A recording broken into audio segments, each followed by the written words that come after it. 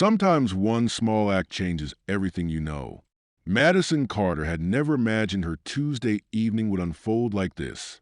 At 28, she had been nursing for 6 years at Chicago General Hospital, and tonight felt like any other hectic shift. Her blonde hair was neatly pulled back, and her compassionate blue eyes reflected the fluorescent lights as she moved efficiently between patient rooms.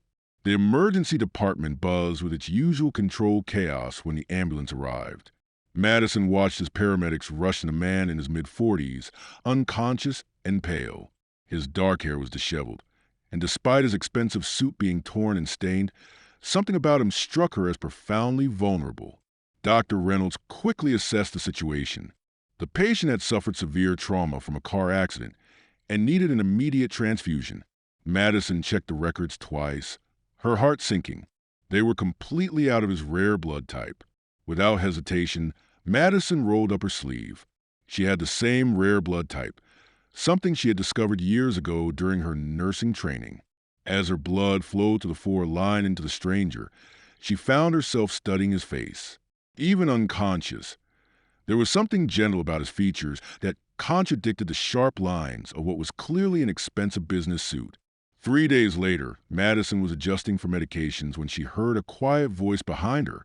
She turned to see the man she had helped, now conscious and sitting up in bed. His gray eyes held a depth that spoke of both gratitude and something deeper. "The doctor told me what you did," Grayson Whitaker said softly. "You saved my life with your own strength." Madison smiled warmly, the way she did with all recovering patients. "That is what we do here, Mr. Whitaker. I am just glad you are feeling better." Over the next 2 days, as Grayson recovered, their conversations grew longer. He told her about his 7-year-old son, Eli, who lived with him since his wife had passed away 3 years earlier. Madison learned that Grayson ran a large technology company, but his real pride was his quiet, artistic son who expressed himself through chalk drawings and watercolor paintings. "Eli has been struggling," Grayson admitted during one of their talks. "I work too much, and he spends too much time with babysitters. I keep thinking I am providing for him, but I realize now I've been absent when he needed me most." Madison saw the pain in his eyes. "Children need presence more than presents," she said gently. "It is never too late to change that pattern." The day Grayson was discharged, he surprised Madison with an unexpected request. He asked if she would consider a position as a private nurse for his family. Not for medical care, he explained, but as someone who could help him create a healthier environment for Eli while he learned to balance work and fatherhood. "I have watched how you interact with every patient here," Grayson said earnestly. "You have a gift for seeing what people truly need. Eli needs that kind of understanding, and honestly, so do I." Madison was initially hesitant. Private nursing was different from hospital work, and she had never considered leaving Chicago General. But something about this family touched her heart. She agreed to meet Eli before making her decision. The following Saturday, Madison visited their home in Lincoln Park. Eli was shy at first, hiding behind his father's legs. But when Madison noticed his chalk artwork covering the back patio, she knelt down to his level and began asking genuine questions about his creative process. Within an hour, Eli was showing her his favorite drawing spot in their garden and explaining how different colored chalks made him feel different emotions. Madison realized that this sensitive boy was not struggling behaviorally. He was simply trying to communicate in his own artistic language. "Would you like to help me understand your drawings better?" Madison asked Eli. "I think you have important things to say through your art." Eli nodded enthusiastically, and Madison saw Grayson watching from the kitchen window with tears in his eyes. That evening, after Eli had gone to bed, Grayson and Madison sat in his living room discussing the arrangement.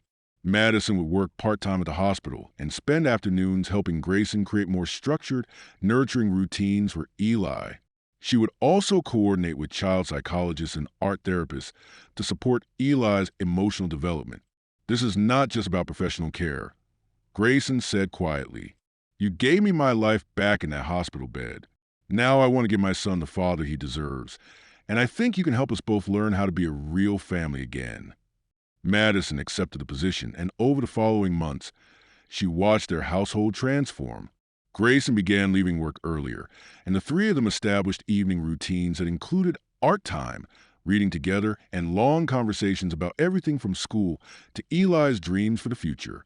Eli flourished under this new attention. His artwork became more vibrant, and he began talking more openly about his feelings. Madison helped Grayson understand that his son's quiet nature was not a problem to be solved, but a strength to be appreciated.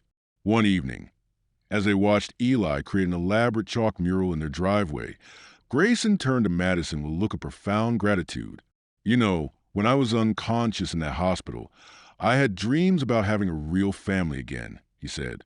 I never imagined those dreams would come true because of the person who saved my life. Madison smiled, watching Eli add finishing touches to a rainbow that seemed to glow in the twilight.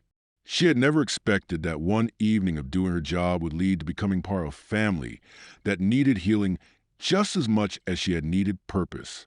Sometimes, she reflected, the most important transfusions are not medical at all, but the sharing of compassion, time, and understanding that truly saves lives.